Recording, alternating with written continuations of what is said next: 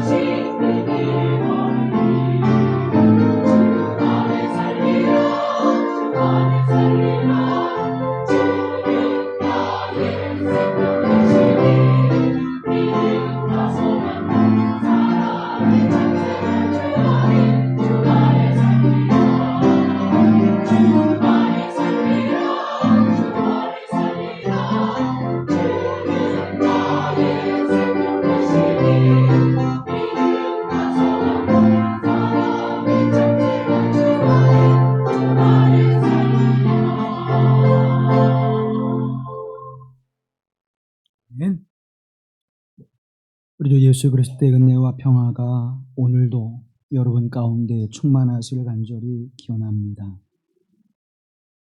우리가 살아가면서 이 세상은 참 평화롭다, 이 세상은 살아갈 만하다 라고 느끼는 감정보다는 이 세상은 불공평하고 또 그렇게 살아갈 만한 세상은 아닐 거다.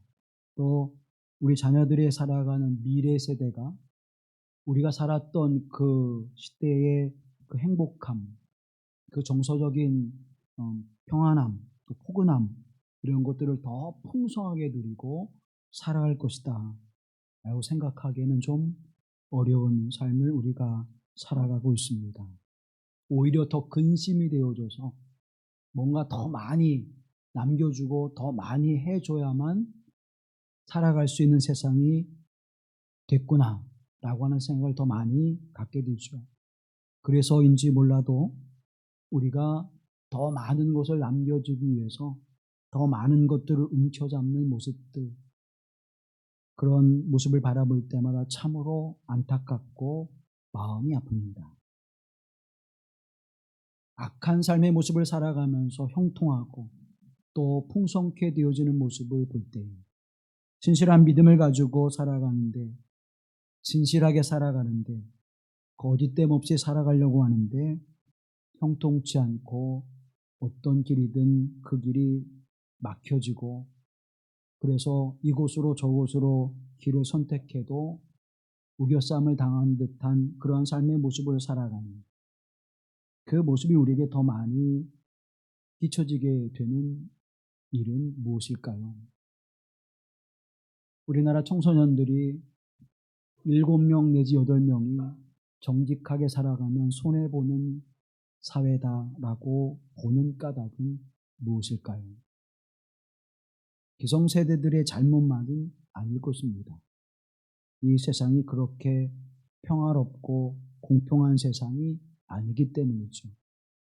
앞으로 나아가는 듯 했더니 뒤로 가고, 뒤로 물러서는 듯 했더니 앞으로 진일보하는 그 모습이 우리를 점점점 더 불안하게 만들고 힘들게 만들어가고 있습니다.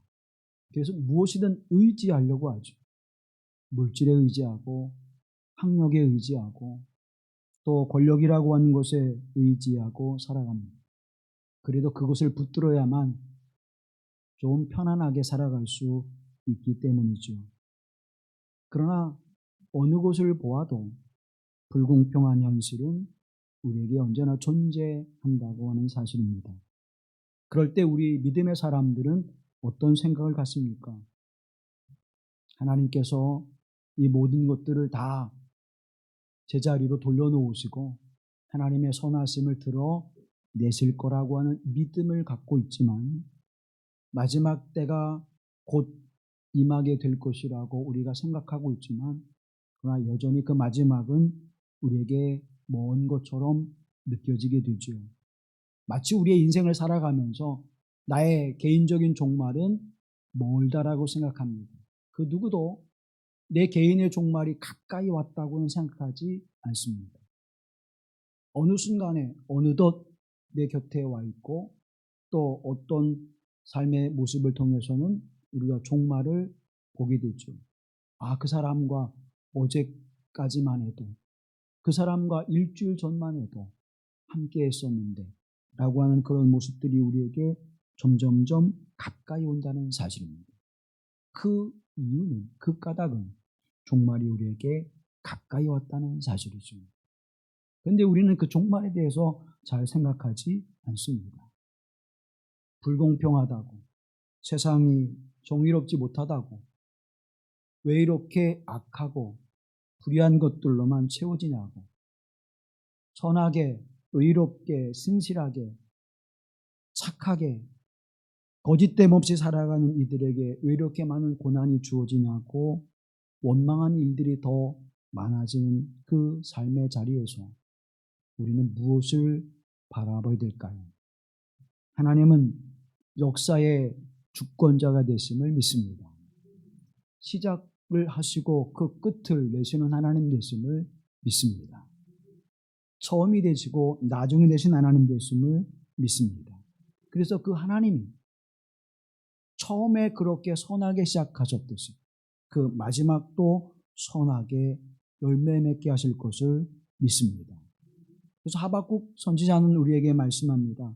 그러한 현실이 너에게 주어질지라도 하나님을 믿음으로 말미암아 그 믿음 안에 살아라.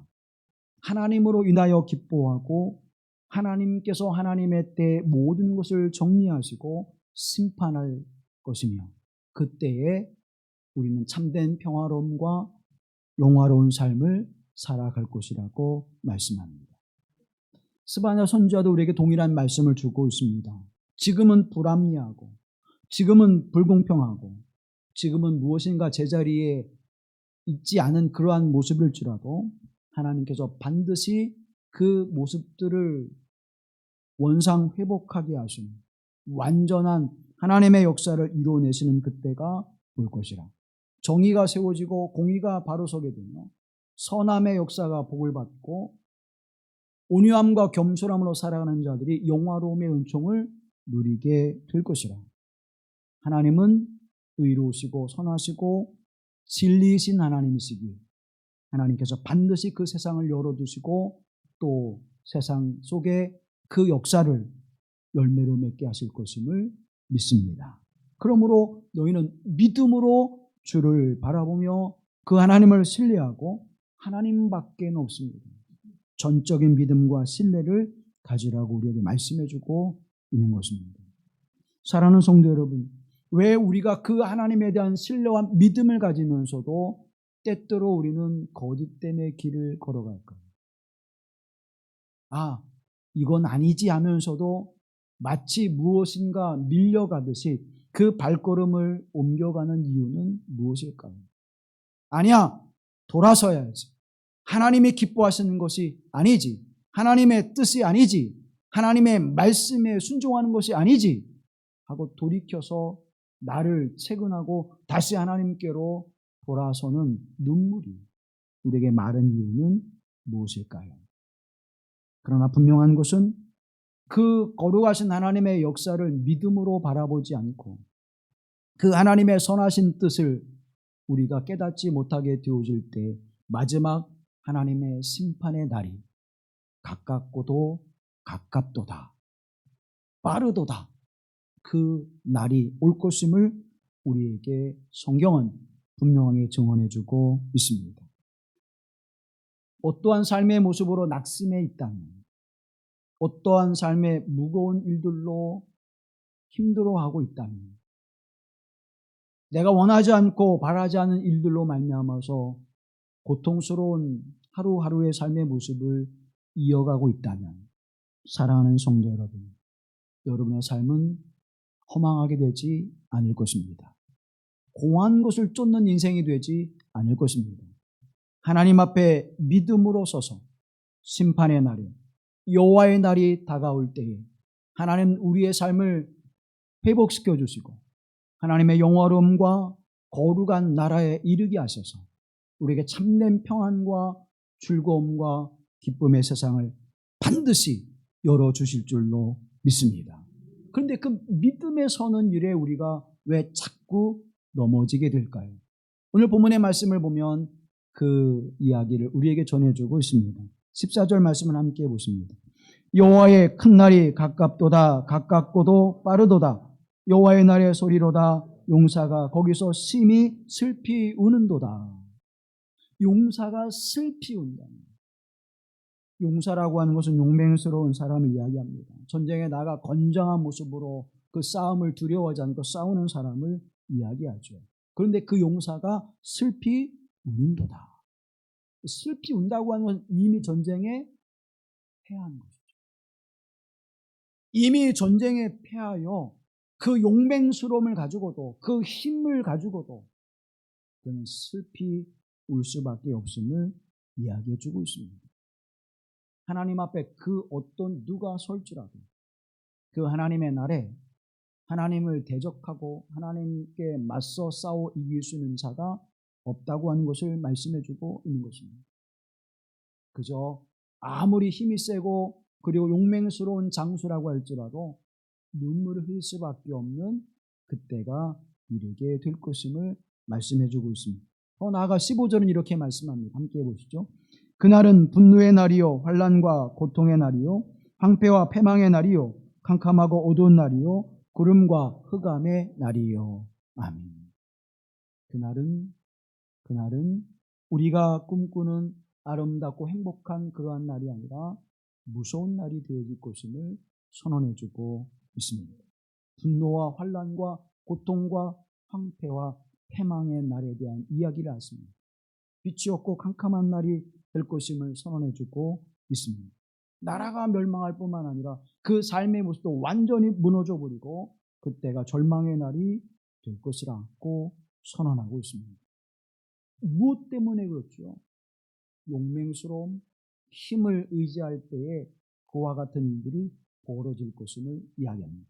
16절 말씀해 보면 나팔을 불어 경고하며 견고한 성읍들을 치며 높은 망대를 치는 날이로다.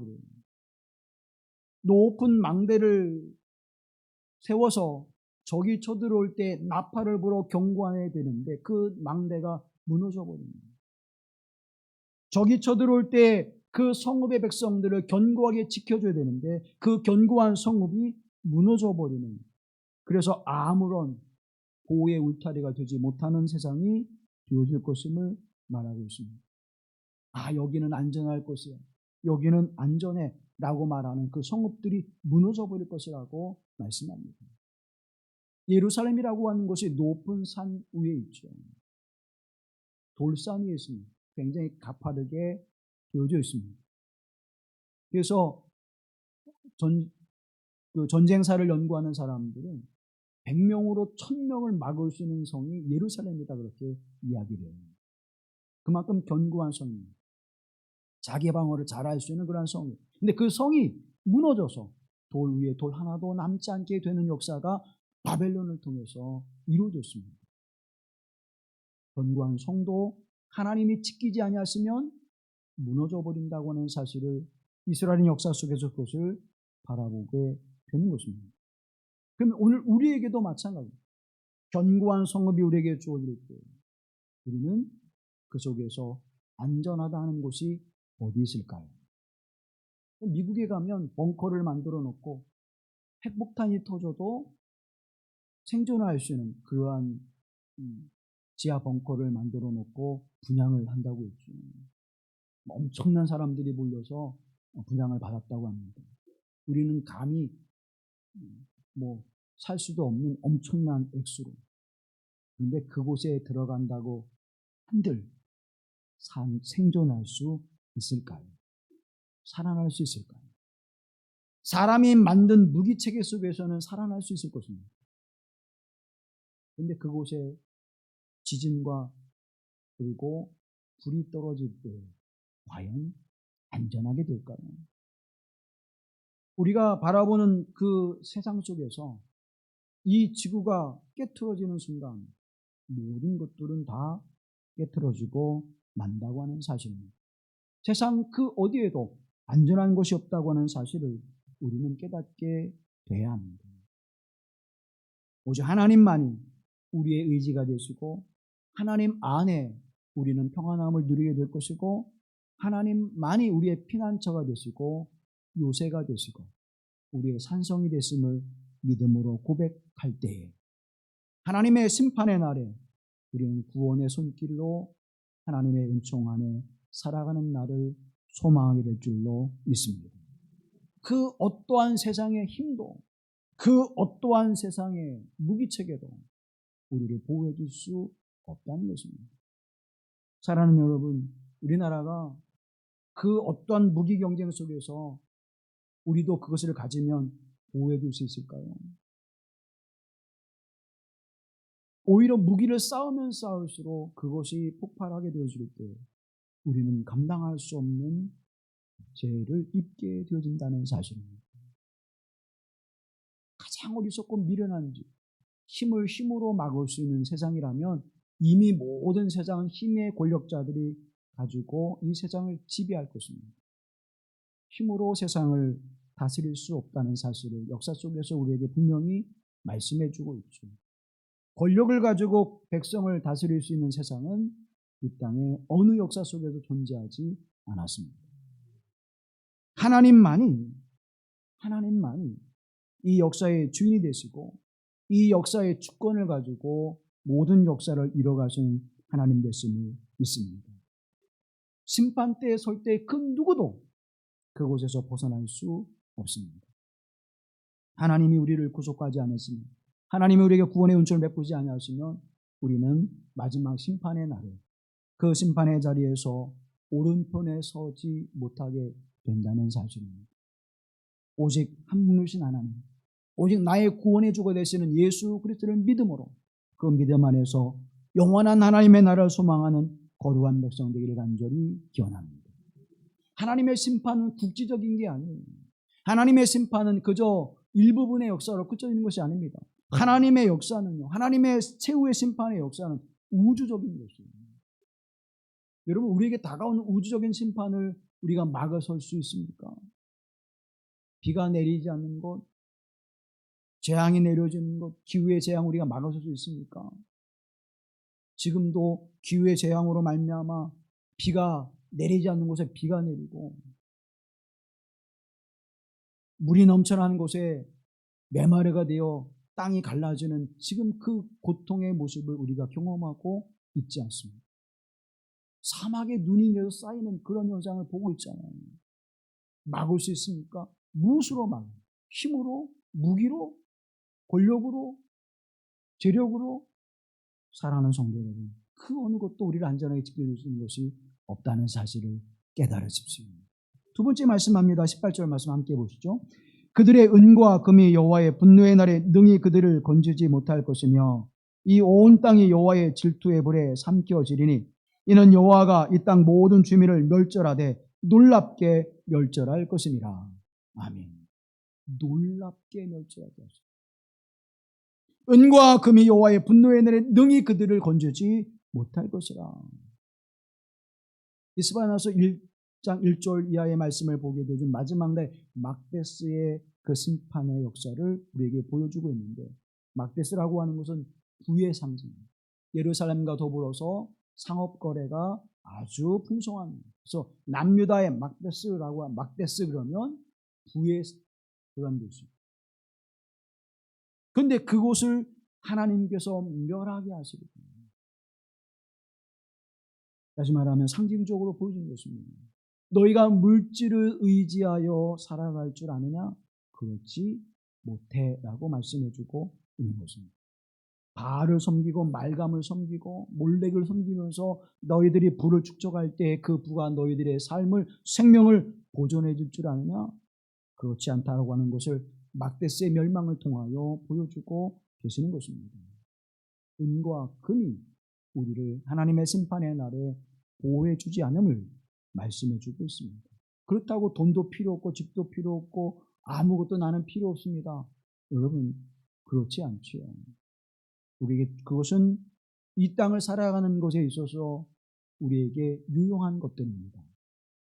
유용하지만 그것을 의지하거나 그것을 붙드는 일에 우리가 온 마음과 전심을 다한다면 우리는 그것으로 오히려 걸려 넘어지게 된다고 하는 사실을 말씀해 주고 있는 것이죠. 그것은 무엇을 이야기하는 것일까요? 은과 금이라고 하는 것에 가치를 두는 삶, 그것을 우리가 바꾸라는 것입니다. 무엇이 우선순위여야 되고 무엇이 가치 있는 것인지를 우리가 분별하라고 말씀해 주고 있는 것입니다. 이와 같은 말씀이 사도행전에 보면 나오지요. 어느 이야기 속에 나옵니까? 베드로와 요한이 기도하기 위하여 성전에 오릅니다. 늘 성전 미문 앞에 구걸하는 한 사람이 있었습니다. 나면서부터 걷지 못하는 사람이었습니다. 그 사람을 고칠 때에 무엇이라고 이야기합니까? 나를 주목해보라. 그리고 이야기합니다. 은과 금은 내게 없거니와 내게 있는 것을 내게 주노니 곧 나사렛 예수 그리스도의 이름으로 일어나 걸어라. 그냥 나사렛 예수 그리스도의 이름으로 일어나 걸어라. 그러면 되지요. 근데 굳이 은과 금은 내게 없거니와 그 이야기를 하고 있을까요? 여러분 한번 생각해 보셨어요? 왜 굳이 은과 금은 내게 없거니와, 아니 없는 얘기를 왜 나보고 좀 달래는 건가? 구걸한 거 좀 나눠 갖자는 건가? 나사렛 예수 그리스도의 이름으로 일어나 걸어라. 이 말씀만 하면 아멘 내가 믿습니다 하고 일어나 걷고 뛰고 하나님을 찬양하며 성전으로 올라갈 텐데 왜 은과 금이라고 하는 이야기를 하고 있을까요? 그것은 너를 지금 이곳에 앉아 주저앉힌 그 세력이 누구인지를 알라는 것입니다. 어둠의 세력이 너를 여기에 주저앉혀 있다는 겁니다. 저와 여러분의 믿음을 가지면서도 왜 주저앉는가 하면 하나님의 선하신 능력에 붙잡히지 아니하고 하나님을 바라보지 아니하고 어둠과 악을 의지하며 그 세력에 붙들려 있는 것을 깨닫지 못하는 까닭입니다. 은과 금에 붙들려 있는 인생이라고 하는 것을 깨닫지 못하게 될 때 우리는 그것을 털어낼 수가 없게 되는 것이에요. 내 삶이 이러니까 은과 금, 내가 그것을 얻고서라도 내가 좀 보상을 받고 편안하게 살아야지 하는 그 생각을 누가 주느냐? 어둠이 주는 거예요. 사단이 주는 것입니다. 그 사단의 역사 속에 그것을 뚫고 나와 깨틀고 나와야 되는데 그 삶을 깨틀고 나오지 못해 여전히 그곳에 주저앉아 있을 때에 너는 계속 그렇게 살아갈 수밖에 없어. 그러니 그 음과 금은 나는 필요치 않아. 내게 있는 건 나사렛 예수 그리스도의 이름으로 걸으라는 것입니다. 나사렛 예수 그리스도가 그 세력을 이기시고 우리에게 승리를 주시는 거룩하신 하나님, 나의 주가 되심을 고백할 때 우리도 그 승리를 얻게 되는 줄로 믿습니다. 여러분, 배후의 세력이 어떤 것인가를 볼 수 있어야 됩니다. 사람이 약하면 그 사람이 약한 것이 아니라 그 사람을 악하게 하는 어둠의 세력에 붙잡혀 있음을 우리는 기억해야 돼요. 왜 교회에 분란을 일으키고 성도에 서로 갈등을 만들어냈는지, 여러분 그 사람이 약한 것이 아니라 그 사람의 영혼을 지배하고 있는 어둠의 역사가 있음을 바라볼 수 있어야 합니다. 왜 내게 고난과 시련과 역경이 오고 내가 가는 길마다 그 길에 고난이 오고 아픔이 오고 내가 헤어날 수 없는 일들이 이루어지는지를 우리는 무엇을 볼 수 있어야 돼요? 그 배후에 어떤 것이 역사하는지. 사단의 역사는 우리가 능히 이길 수 없습니다. 어둠의 역사는 우리가 이길 수 없습니다. 하나님만이 어둠과 악을 이기시는 줄로 믿습니다. 그래서 예수 그리스도의 그 영적 권위와 능력이 아니면 우리 이길 수가 없기에 나사렛 예수 그리스도의 이름으로 일어나 걸어라. 그 예수 그리스도를 믿어. 그러면 그 예수 그리스도가 너의 삶을 대신하여 어둠과 악과 싸워 이겨 너에게 무엇을 주실 거야? 승리를 주실 거야. 우리의 삶의 고난을 극복하시고 우리에게 평안을 주시는 것입니다. 우리의 아픔을 극복하시고 우리에게 위로와 소망을 주시는 것입니다. 회복된 삶을 주시는 하나님, 그 거룩하신 예수 그리스도, 그 주님을 영적으로 바라볼 수 있게 되기를 간절히 기원합니다. 두 번째는 뭘까요? 두 번째는 가치를 어디에 두고 있느냐는 거예요. 첫 번째는 우선순위가 어디에 있느냐. 두 번째는 가치의 우선순위입니다. 너 지금 너를 평안하게 만드는, 너를 행복하게 만드는 것이 은과 금에 있지 않아. 누구에게 있어요? 예수 그리스도에게 있어를 말하는 겁니다. 영적 싸움의 우선순위는 내가 싸우는 게 아니라 하나님 예수 그리스도가 싸우는 것입니다. 하나님께 우선순위를 둬야 되는 거예요. 두 번째로는 가치의 우선순위입니다. 여러분 어떤 것에 가치의 우선순위를 두고 있습니까? 여러분 그래도 다행히 예배의 우선순위를 두고 이 나를 하나님 앞에 지키는 믿음으로 이 발걸음을 옮기게 된 그것이 은혜의 복인 줄로 믿습니다. 세상에 많은 것들이 있고 즐겁고 또 행복하고 또 나아갈 수 있는 많은 것들이 있지만 나는 하나님 내가 예배하는 것에 가장 우선순위를 두고 가치를 둡니다 라고 고백하고 지금 여기에 나와 있는 것이잖아요. 가치의 우선순위를 두십시오. 예배를 드릴 뿐만 아니라 여러분의 삶 속에서도 내가 하나님께도 기뻐하시는 것이 무엇인지, 하나님이 기뻐하시는 가치가 무엇인지 그것을 생각한다면 우리는 하나님의 말씀에 순종하지 않을 수 없고 하나님의 뜻을 따르지 않을 수가 없을 것입니다. 그런데 우리는 어떻게 생각합니까? 내가 생각하는 가치를 먼저 생각해요. 그래서 내게 원하는, 내게 이익이 되는 것, 내 감정에 평안한 것, 그것을 먼저 추구하다 보니까 하나님의 가치는 자꾸 내 뒤로 가는 거예요.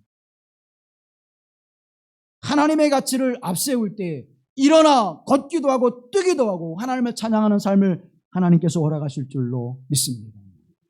그것을 스바냐서를 통해서 우리에게 말씀해주고 있는 것입니다.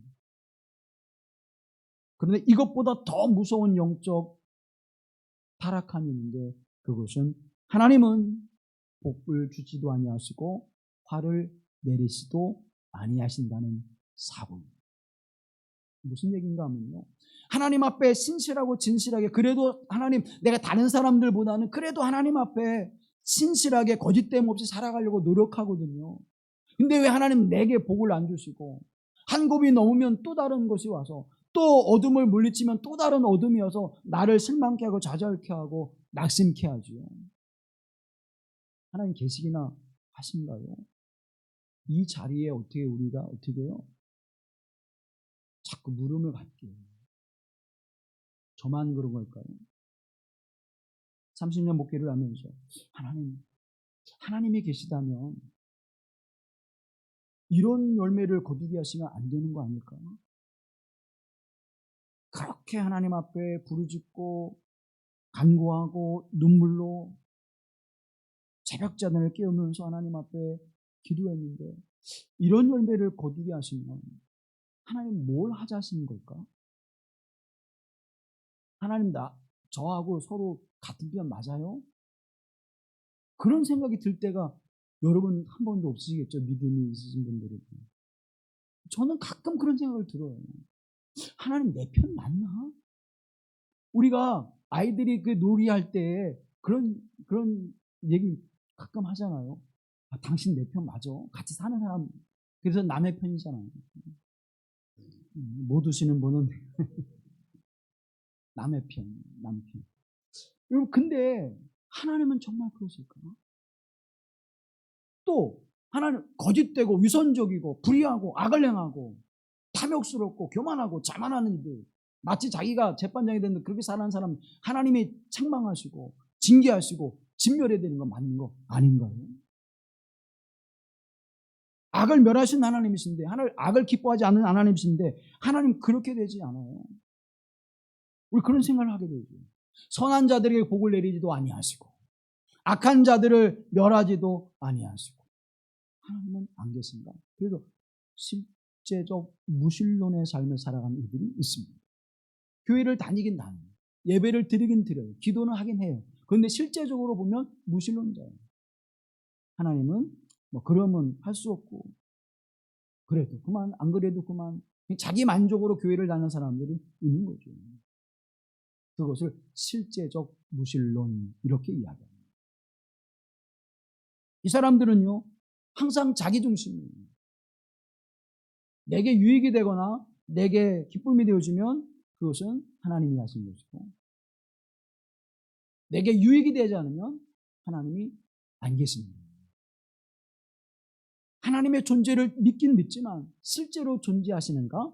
난 믿음을 갖지 못한 것입니다. 그래서 11조를 드려도 내가 복을 받기 위해서 드리는 것이고 내가 하나님의 사역을 행해도 내가 복을 받기 위한 것이고 내가 누구를 섬기고 나누고 헌신해도 내 자랑을 만들어내기 위해서 한 그 삶의 모습은 실제적 무신론자들의 삶의 모습입니다. 이들의 삶의 모습을 통해서 하나님은 어떠한 삶의 모습으로 살아가게 하실까요? 그 열매는 분명합니다. 마지막 여호와의 심판의 날에 심판을 받게 될 것입니다. 사랑하는 성도 여러분, 여러분 어떤 믿음으로 하나님 앞에 서서 나아가고 있습니까?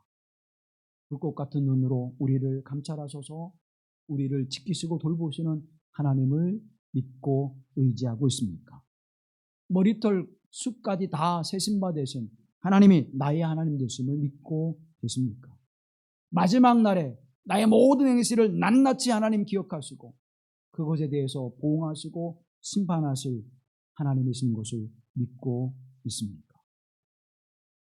만약 그런 하나님, 그 살아계신 하나님, 우리 가운데 함께 하신 하나님, 이 역사 속에 역사하신 하나님을 믿고 우리가 그 믿음 안에 선다면 우리는 진실함으로 우리는 신실함으로 그리스도 예수의 그 거룩한 성품으로 살아가지 않을 수 없을 것입니다. 오히려 그렇지 못한 것에 대하여 하나님 앞에 애통해하고 눈물을 흘리면서 하나님 내가 그런 삶을 살아야 될 텐데요. 내가 용서하며 사랑하며 나누며 섬기며 내가 할 바를 행한 것으로도 마땅히 내가 할 바를 했습니다. 더 부족한데 더 해드리고 싶은데 내게 능력이 없어 하지 못합니다. 안타까워하는 삶을 살아내야 될 거예요. 그런데 우리는 실제적 무신론의 삶을 살아갑니다. 복을 안 주시면 그만이고 재앙을 안 내리시면 어쩔 수 없지. 그래서 자꾸 자기의 유익을 쫓아서 종교 소비자들로 전락합니다. 종교 소비자들은 뭡니까? 내게 유익한 것을 찾아가요.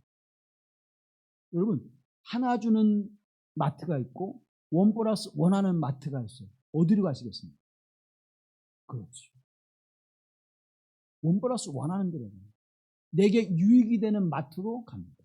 그렇죠? 여기에서 이 마트에서 할인을 해요.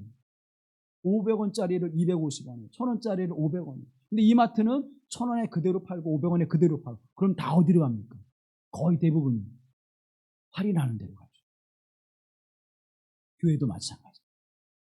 내게 기쁨이 되고 유익이 되는 교회로 가는 거예요.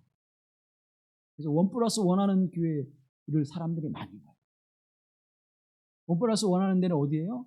편안하게 좀 교회를 나왔는지 안 나왔는지 잘 모르는데, 봉사를 하는지 안 하는지 모르는데, 예배를 드리는지 안 드리는지 잘 모르는데. 근데 요즘에는 코로나19 이후에는 아주 이제 뭐예요? 그거를 여러분 인터넷에서 물건을 살 때 어떻게 합니까? 내가 사고 싶은 물건을 치면 그것을 파는 데가 쭉 올라오잖아요. 수천 개, 수만 개가 올라오잖아요. 거기서 무엇을 선택해요? 내가 가장 가성비가 좋은 걸 선택하죠.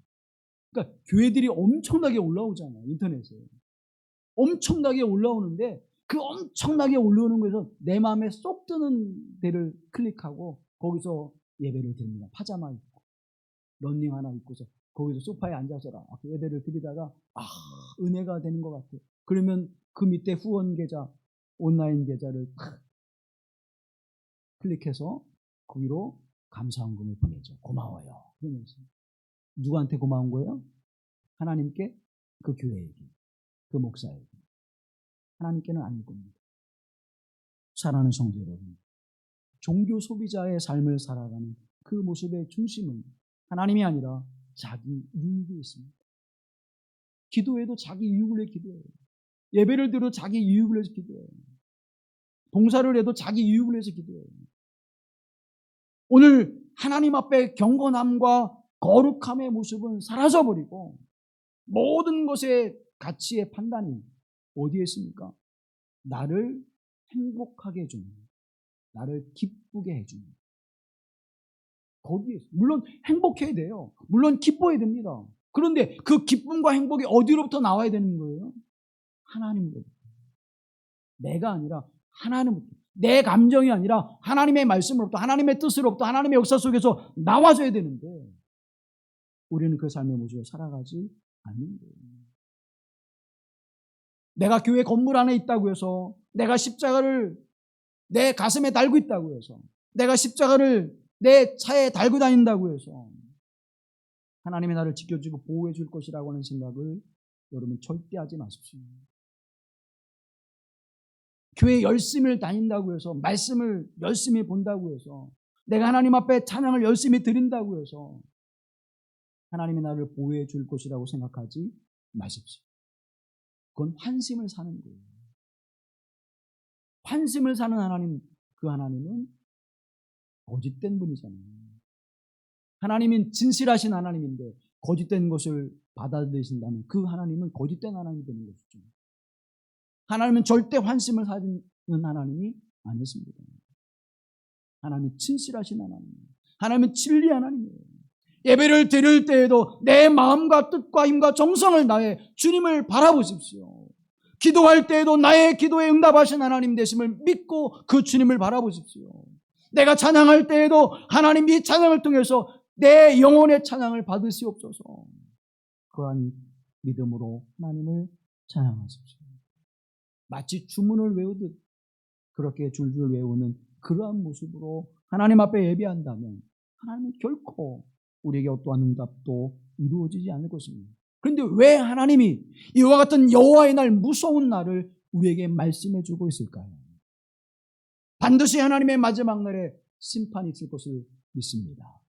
선한 자들은 우편으로, 악한 자들은 왼편에 서서, 오른편에 있는 자들은 예수 그리스도와 함께 기쁨의 혼인잔치에 참여할 것이고, 왼편의 선자들은 하나님의 심판으로 멸망의 자리에 이르게 될 것입니다.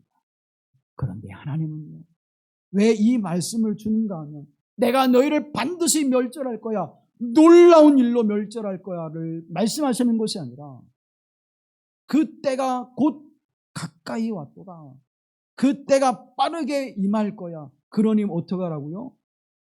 깨어 주님 앞에 온전히 서라고 말씀해주고 있습니다.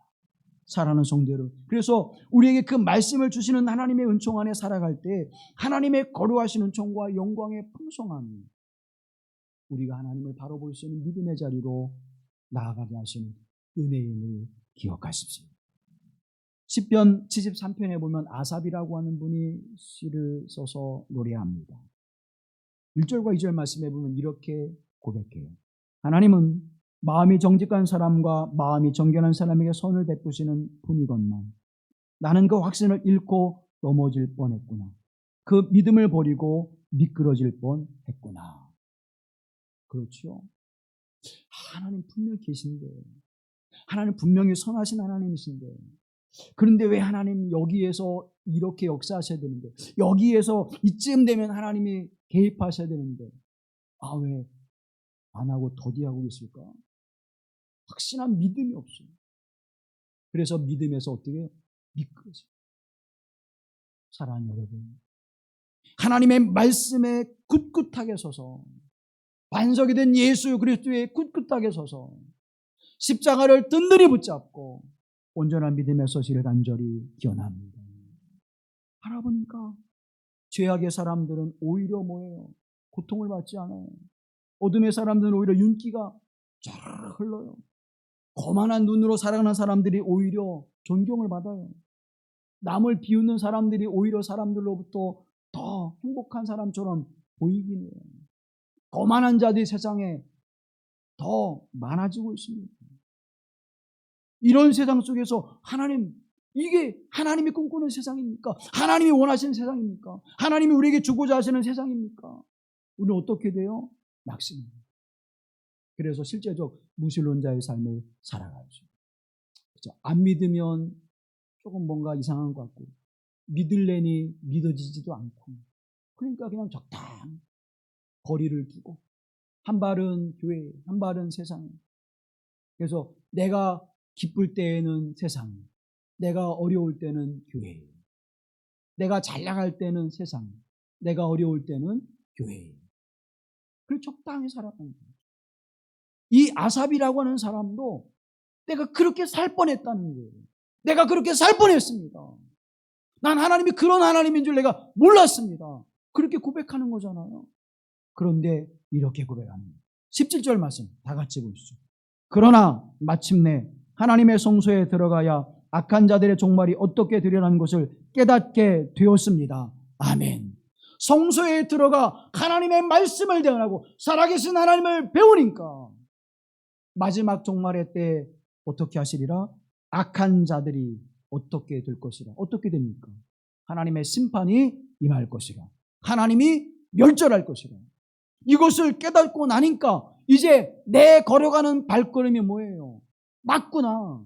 내 믿음이 맞구나. 하나님께 전심으로 예배하는 자가 복을 받는구나. 하나님께 진실함으로 기도하는 자가 응답받는구나. 하나님의 선하심을 쫓아 내 교만함과 악함을 내려놓고 그래서 예수의 온유와 겸손한 마음을 따르는 것이 맞구나. 이것을 깨닫게 되는 줄로 믿습니다. 어디에 들어가서요? 하나님의 성소에 들어가서. 하나님의 성소에 깊이 들어가는 여러분 되길 간절히 기원합니다. 예배에 와서도요, 하나님의 성소에 깊이 들어가지 않으면, 하나님의 임재하심을 경험하지 않으면, 성령의 충만함을 경험하지 않으면 미끄러지는 거예요. 넘어지는 거예요. 기도할 때, 예배를 드릴 때에도, 하나님 앞에 말씀을 사모할 때도 깊이 들어가 하나님이 어떻게 역사하신지를 바라볼 수 있게 되기를 간절히 기원합니다. 우리의 삶 속에서 분명히, 우리의 역사 속에서 하나님 분명히 이 일을 이루어내실 줄로 믿습니다. 그런데 그 하나님은 그렇게 우리를 심판하시는 모습으로만 계신 하나님이 아니라 우리를 어떻게 해서 끝까지 끝내 우리를 돌이키시고 돌아오기를 원하시고 바라시는 하나님이신 줄로 믿습니다. 요엘서 2장 13절 말씀에 보면 지금이라도 너희는 진심으로 회개하여라. 나 주가 말한다. 금식하고 통곡하고 슬퍼하면서 나에게로 돌아오너라. 왜 부르실까요? 돌아와서 나와 함께 이 기쁨을 누리자. 돌아와서 나와 함께 이 영화로움을 누리자. 돌아와서 나와 함께 이 행복한 삶을 살아가자. 사랑하는 성도 여러분, 이 하나님의 음성을 들으시길 간절히 기원합니다. 돌아오라. 돌아와서 금식하고 통곡하고 슬퍼하면 내가 그 모든 죄를 씻고 그래서 예수의 보혈의 은총으로 정결케 해서 내가 너를 속량해 줄 거야. 하나님께 나아가십시오. 진실한 마음으로 나아가십시오. 아, 이게 아닌데, 하나님 앞에 이런 건 아닌데, 여러분, 그럼 그때 돌아서야 돼요. 하나님 앞에 이렇게 살아가는 것은 아닌데 할 때 돌아서지 아니하면 실제적 무신론자의 길을 가는 것입니다. 헤어나올 수 없어요. 한 번 빠지면.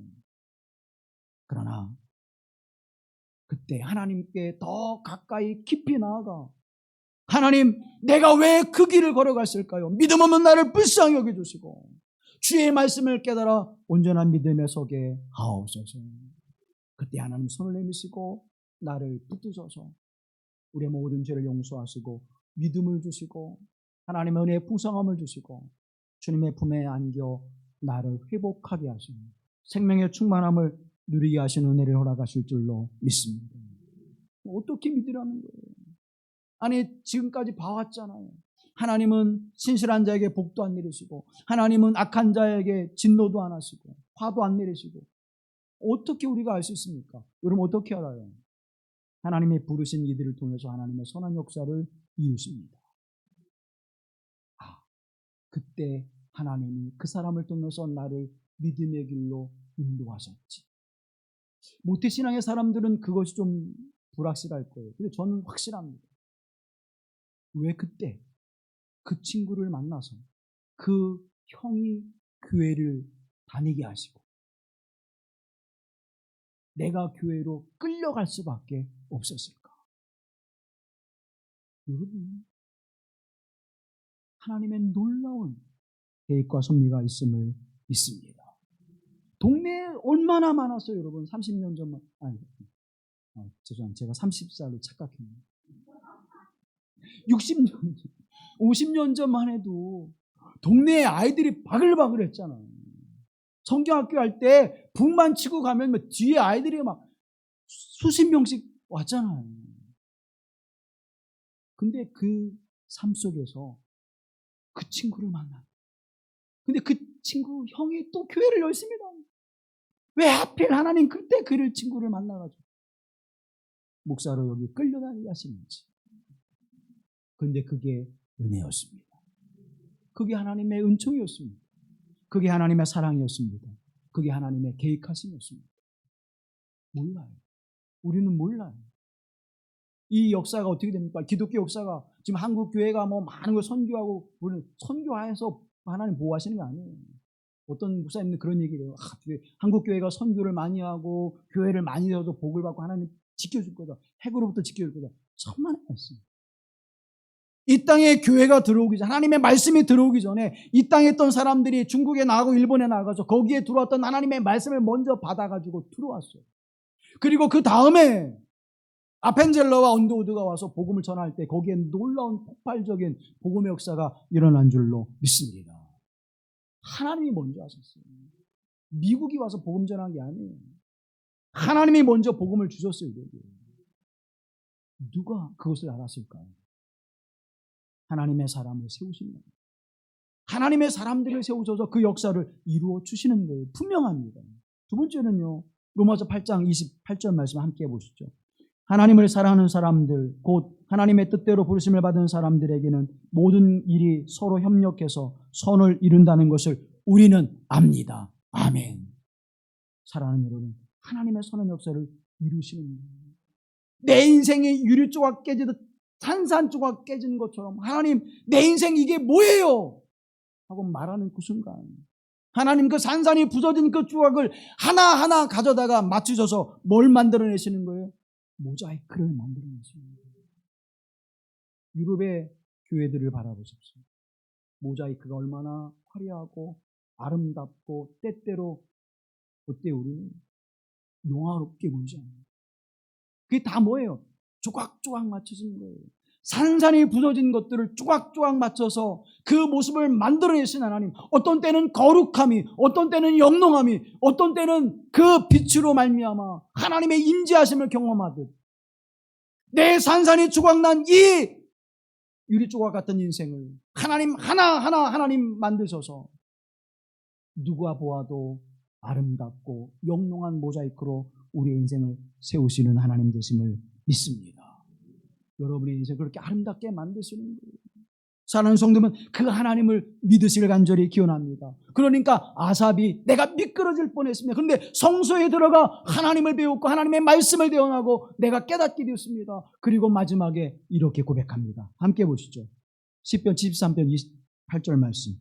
하나님께 가까이함이 내게 복이라. 내가 주 여호와를 나의 피난처로 삼아 주의 모든 행적을 전파하리이다. 아멘. 내가 하나님께 가까이함이 복이 되었습니다. 사랑하는 여러분, 세상의 현실이 우리의 마음을 기쁘게 않을지라도 내 인생의 모습이 나에게 즐거움과 행복을 주지 못하는 모습들이 펼쳐질지라도 낙심하지 마시고 아삽과 같이 하나님의 성소에 들어가 주님을 배웠더니 내게 복이 되었나이다. 그때마다 하나님께 가까이 나가고 그때마다 하나님께 가까이 나가고 의심될 때마다 믿음이 없어질 때마다 하나님께 가까이 나갔더니 내게 복이 되었나이다. 고백하는 믿음 가지를 간절히 기원합니다. 영국의 낭만파 시인인 퍼시비스 셀리라고 하는 분이 서풍에 바치는 송가라고 하는 시를 써서 이렇게 노래합니다. 내 죽은 생각을 우주에 흩날려라. 시든 잎처럼 새로운 탄생을 앞당기기 위해 그리고 이 시를 읊어 내 말을 온 세상에 전파하라. 마치 꺼지지 않는 화로에서 재와 불꽃이 흩어지듯이 내 입을 통하여 아직도 잠자는 이 세상에 예언의 나팔이 되어라. 오 바람이여, 겨울이 오면 어찌 봄이 멀다고 하겠는가. 겨울이 오면 어찌 봄이 멀다고 하겠는가. 여러분의 인생에 짙은 어두움, 여러분의 인생에 해결할 수 없는 문제가 나의 영혼에 짙게 드리워지는 악의 손길이 있다고 할지라도 그 시간과 그때는 속히 지나갈 줄로 믿습니다. 하나님이 역사하시는 그 순간, 하나님의 날, 그 거룩한 날이 임하여 모든 것을 온전케 하시고 회복하시고 이제는 어둠에 있는 곳에 빛이 임하게 하시며 공한 곳에 충만하게 채우신 하나님의 역사가 무질서한 곳에 질서를 세우신 하나님의 역사를 통하여 우리의 기쁨과 행복이 되게 하시는 하나님의 은총이 가깝고도 가깝도다 그날이 빠르게 이를 것이라고 말씀해주고 있습니다. 겨울이 오면 곧 봄이 다가옵니다. 사랑하는 여러분, 이제 끝이라고 생각하는 그 순간 새로운 시작이 열려지는 것입니다. 하나님의 나라가 우리에게 열려지는 것입니다. 그 소망과 믿음 가지고 오늘도 믿음에 굳게 서는 하나님의 사람들이 되길 간절히 기원합니다. 하나님께 가까이 했더니 내게 복이었습니다 고백하는 하나님 백성들이 되길 간절히 기원합니다. 겨울에 있다고 낙심하지 마십시오. 계절의 변화에 민감하십시오. 시대의 변화를 잘 읽으십시오. 하나님의 나라가 우리에게 가까이 다가옴을 바라보십시오. 주의 말씀을 통하여 하나님의 뜻을 통하여 하나님의 나라를 바라보며 오늘도 소망 가운데 믿음으로 살아가는 하나님의 사람들이 되어질 간절히 기원합니다. 이 시간 함께 기도합니다. 하나님, 겨울이 오면 어찌 봄이 멀다고 하겠습니까? 내가 주께 가까이 하였더니 고난과 어려움과 시련의 역사 속에서 하나님을 찾았더니 그것이 내게 복이 되었나이다 고백하는 그 순간이 가깝고 가깝도다 빠르게 우리에게 임하였도다 고백하는 하나님의 사람들이 되게 하여 주시옵소서. 함께 기도합니다. 자비하신 아버지 하나님, 우리 가운데 함께 하소서. 하나님의 소망하는 자가 되게 하여 주옵소서. 오늘 하나님 어디 계십니까? 하나님 도무지 이 세상 속에 계시기는 하십니까? 하나님, 우리가 의심하며 낙심하며 절망하는 그 순간에 하나님의 날이 임하여 모든 것을 회복하시고 다시 세우셔서 온전케 하시고 영원롭게 하신 하나님 되심을 믿습니다. 그날이 가깝고 가까이 왔음을 빠르게 임할 것임을 믿사오니 하나님, 겨울이 올 때에 하나님 봄이 다가왔음을 깨닫게 하옵소서. 짙은 어둠이 찢어질 때에 새벽이 가까이 왔음을 깨닫게 하여 주시옵시고 하나님 믿음에 서게 하옵소서. 하나님께 가까이 나가는 자가 되게 하옵소서. 주의 은혜를 삼하는 자가 되게 하시고 하나님의 영광을 나타내게 하시는 복된 믿음의 사람들로 세워지는 거룩한 주의 사람들이 되게 하여 주시옵소서. 하나님 반드시 이 역사를 이루시고 우리에게 선함과 의로움과 거룩함으로 세우실 줄로 믿습니다. 하나님 반드시 하나님의 나라를 우리에게 유업으로 허락하셔서 그 기쁨과 즐거움에 난 하나님을 인해 기뻐하며 난 하나님을 인해 만족한 삶을 살아갑니다 고백하는 역사를 허락하실 줄로 믿습니다. 믿음의 눈을 뜨게 하옵소서. 하나님의 말씀에 가까이 하게 하옵소서. 예배를 가까이 하게 하옵소서. 기도함을 가까이 하게 하옵소서. 하나님의 속죄의 자리를 가까이 하게 하옵소서. 하나님의 은혜를 사모하는 자리에 가까이 하는 하나님의 사람들이 되게 하옵소서. 우리 구속과 잠깐 예수 그리스도의 이름으로 기도하옵나이다. 아멘.